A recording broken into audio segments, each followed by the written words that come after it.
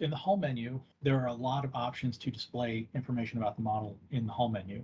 Now here we have the OSV model, and it's displaying the self-weight along the length of the hull. The self-weight is essentially the modeled weight. It's the weight of any of the structure that's been modeled to define the hull.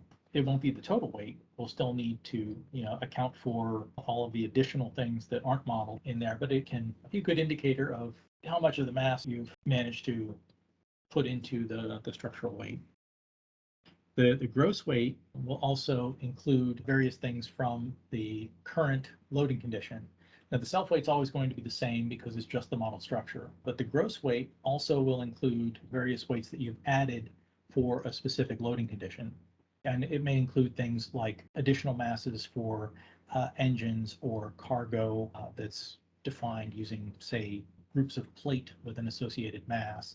It can be from the different tank loads in there as well, but it's essentially the full weight of the model. And you can also view the weight density, where it'll give the values per linear foot or meter. Similarly, you can view the buoyancy along the length of the hull for the current defined water plane. And if you're balanced on a wave, you may get a very different looking curve for the buoyancy. And ideally, if your model is balanced, your total buoyancy and your total weight will be equal. And again, this one also has the option for density rather than just total buoyancy. You can do per unit length. Force is simply going to display the difference between the weight and the buoyancy. And again, since it's the gross weight, it's dependent on the load case. With regards to view longitudinal, and this was for your longitudinally effective structure, it allows you to view a lot of these different properties along the length of the hull. Various inertias, cross-sectional area, location of the neutral axis, etc. You can also have it bring up properties for all sections. And there's also the ability in Maestro to change where those sections are computed. Now, we've been seeing some of these plots. Some of the earlier ones, I guess, were not as fine as this one. And there is a menu item in Maestro that allows you to job information. Yes, hull girder stations here. So you can change the spacing in both the longitudinal, transverse, and vertical directions for changing basically the refinement of those longitudinal values. If we were to display the longitudinal, well, let's not do bending moment, let's do the buoyancy here. And we'll switch to a profile view.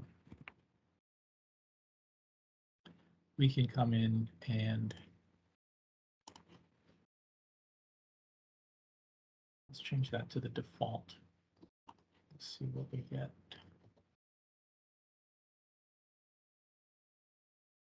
I think that updated. We switch back to element type and then go to element buoyancy. But you can see it's much more coarse with that default value. Previously with the 4.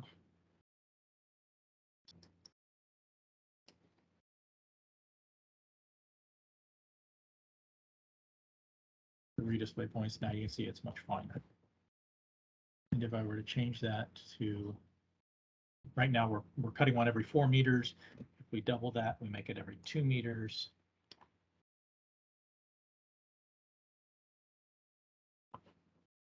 It gets finer still.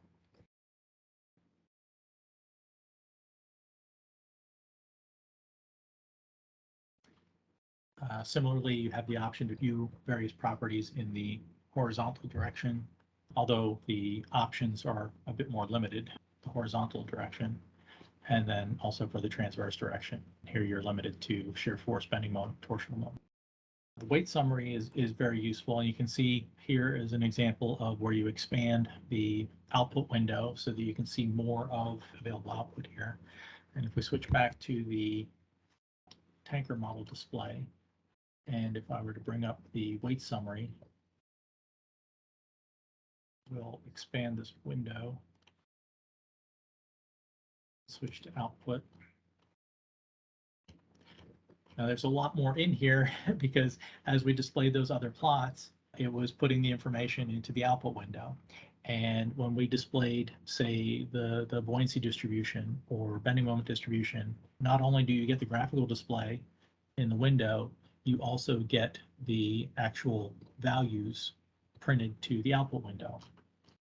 Now we could just, if you wanted to cut and paste these and put them in Excel for generating a table for a report or for just manipulating the data, it's very easy to cut and paste out of this window. You simply highlight what you want. You can right click and you have to hit copy. I don't recall if it's the output window or the grid window. One of them, you have to use the copy command here. You can't, Control C doesn't actually do a copy. I believe it's this window where you have to do copy, but I tend to use the right click and copy in both. It's just become habit, so I don't try to use the Control C anymore. But if you want to clean this up, you have some options in here. You can clear everything, so now you have a fresh output window here, and we can say all weight summary, and now all we have in this window is the weight summary. So we can quickly say select all, copy, and then we can paste it into something else.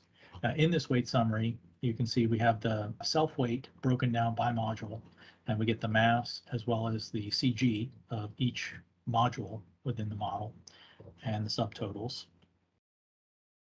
Then for the departure full load still water, which are our currently selected load condition, we get the masses and centers for all of the tanks. And then the combined weight summary, and this includes the additional masses, things that you have an additional mass distribution along the length of the hull to make up for any of those unmodeled masses, which can be from piping, deck coverings, joiner bulkheads, all of those additional miscellaneous pieces, outfitting and crew stores, etc. All of those things get distributed and smeared across all of the nodes in the model. And we'll get into that aspect of loading later on. But this is where they get displayed in the weight summary. It's this combined weight.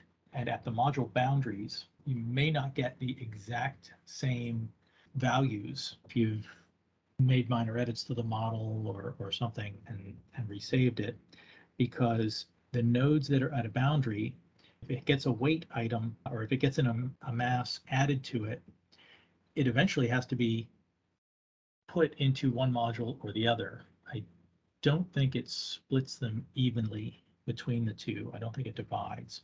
I think it assigns the weight to one module or another. The sum total would be the same, but for a given node, which belongs to two different modules, it's got to put the weight somewhere when it does this breakdown. So it's just something to be aware of, but the totals will be fine. And that's typically when you're doing this weight summary, it'd be mainly interested in either the tanks or the sum total.